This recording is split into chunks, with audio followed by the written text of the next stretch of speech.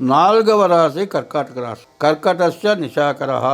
కర్కాటక రాశికి చంద్రుడు అధిపతి. ఎందుకంటే నవగ్రహాల్లో సూర్య చంద్రుడు ప్రధానమైనటువంటి గ్రహాలు. అటువంటి గ్రహాల్లో మరి చంద్రుడు ప్రధానమైన గ్రహం. అయితే ఈ రాశిలో పుట్టడమే చాలా విశేషం.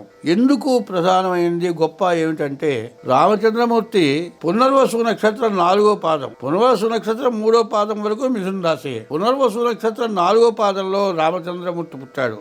ఎప్పుడు పుట్టాడు? త్రేతాయుగంలో పుట్టాడు.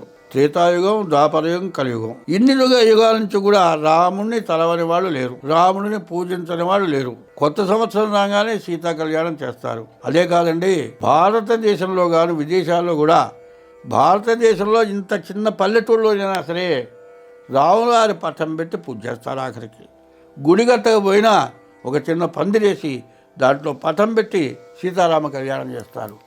ఇంట్లో పెళ్లి కావాలి అంటే సీతారాముల కళ్యాణం కాంది ఇంట్లో పెళ్లి చేయడానికి కూడా ఇష్టపడరు. అంత గొప్పగా పూజింపబడ్డాడు రాముడు.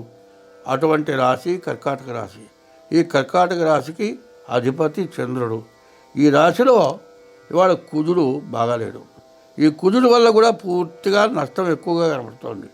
అయితే ఈ రాశికి రవి బుధుడు ఇద్దరు కలిసి ఉన్నారు. ఇది బుధాదిత్య యోగం అంటారు. ఇది చాలా మంచి గొప్ప యోగం.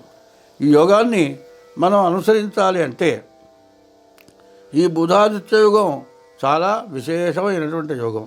ఈ యోగంలో మీరు వ్యాపారం బాగా సాగుతుంది. ఎందుకంటే రవి బుధుడు కలిసి ఉంటాం కానీ, మరి బుధాదిత్య యోగం గురు చంద్రుడు కలిసి ఉంటాం కానీ, కుజ చంద్రుడు కలిసి ఉంటాం కానీ, ఇవి చాలా విశేషమైనటువంటి యోగాలు.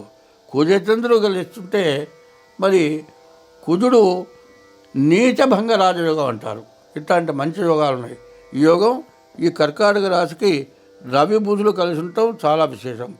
ఈ చెప్పేది బాగా అర్థం చేసుకుంటారు కాబట్టి, మీరు జాగ్రత్తగా ప్రవర్తిస్తారు కాబట్టి ఇంత వివరంగా చెప్పా. ఎందుకంటే వినగలిగిన వాళ్ళకి, చేయగలిగిన వాళ్ళకి చెప్పడం చాలా విశేషం. కర్కటస్య నిశాకర. అందులో పుష్యమే నక్షత్రం ఏం చెప్పారు? ఇజ్యాద్యౌ తిష్య పుష్యేతు పూజితో గురునామక వాగీశామరేద్యశ్చ జీవో దేవ పురోహిత. ఈ పుష్యమే నక్షత్రం కర్కాటక రాశి వాళ్ళు ఎవరైనా సరే ఎవరికైనా చెప్పగలరు, ఎవరినైనా మార్చగలరు, ఎవరినైనా మంచిగా తయారు చేయగలరు. అంత గొప్పవాళ్ళు అవుతారు. కాబట్టి ఈ కర్కాటక రాశిని ఇంత వివరంగా చెప్పడం జరిగింది. స్వస్తి.